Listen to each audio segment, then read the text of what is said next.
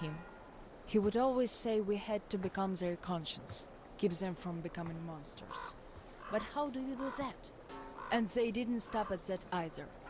Started calling themselves pirates, made the floated lumber mill in the swamp their private HQ. Then they started hanging bandits from the posts, calling them musts. One day they took about 10 bandits alive and used them to test all the boys. Made them kill the bastards. None of ours could do it. And they all got called cowards for that. And then got ostracized. That's how the pioneers came to be.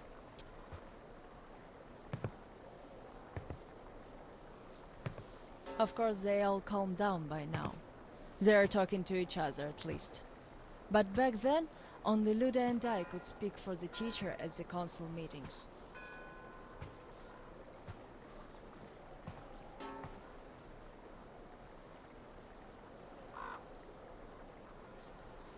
In the end, Luda and a few boys just couldn't take it anymore and left. I wonder if they found a better place to live. I still keep checking the radio hoping to hear from them.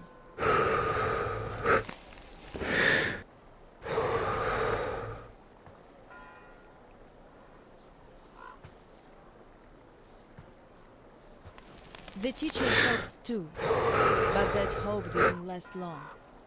They left in July, and in September he shot himself. That seemed to get through to Roman. He got calmer. Some of the elder guys went over to the pioneers. After all, the important thing is that we stay together. So now I have an important voice at the council. 'Cause I can kick ass if they don't listen. And not just because they're not supposed to hurt girls. A fair fight is a fair fight. Thing is, the only one I lost to in a fair fight was Roman. And even then, I gave him a blue eye he had to wear for a week. That earned his respect. The one I had the most trouble with was the Admiral. He was Roman's right-hand man. Wouldn't leave the lumber mill no matter what. Kept saying we must defend it, if we don't want the mutants to eat the whole valley. But the radiation levels kept climbing there. Roman checked it with the counter himself. So at one council meeting, Roman and our instructors had everyone vote against the Admiral, and the pirates went on to build a new fort near the shore, where it's still okay to stay. The Admiral would have none of that, so he and his most hardcore flunkies stayed at the mill. I never heard from them again. Radiation's not to be played with. The teacher didn't warn us all for nothing. So now, without the Admiral, there is nobody who'd dare give me any trouble in the council. I'll put a leash on them tonight, right? Don't you? I just need some time to gather my thoughts. I don't like politics, really. You could listen to the teacher's diary if you like. He kept recording it, as if he knew. Yes, I must have heard it 100 times already, and still, we let him down. We really did.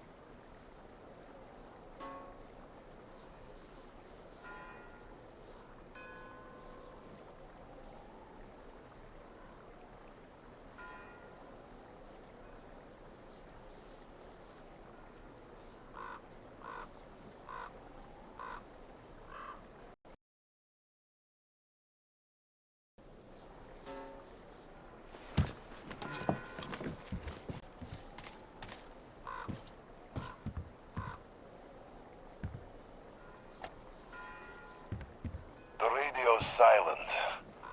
My last hope for giving them a positive goal, leading them out of this forest dead end, was a complete fluke. Where did I go wrong?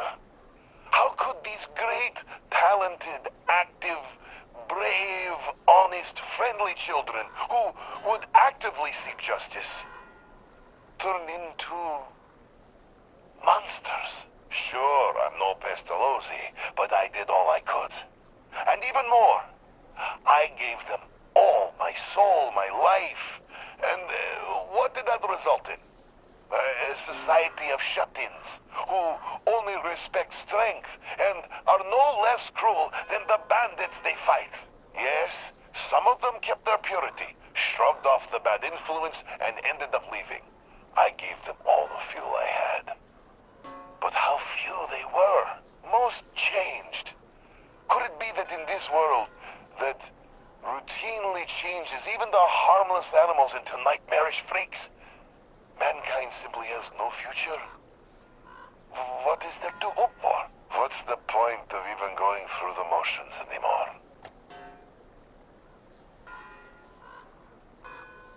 Well, at tonight's council session, I'm going to remind them all what the teacher thought in the end. I'll give them a piece of my mind. Did the teacher save us all so that we could just attack people? Defending ourselves is one thing, but attacking, they can't deny that, and we'll have to stand down. Those pirates. Oh, boys.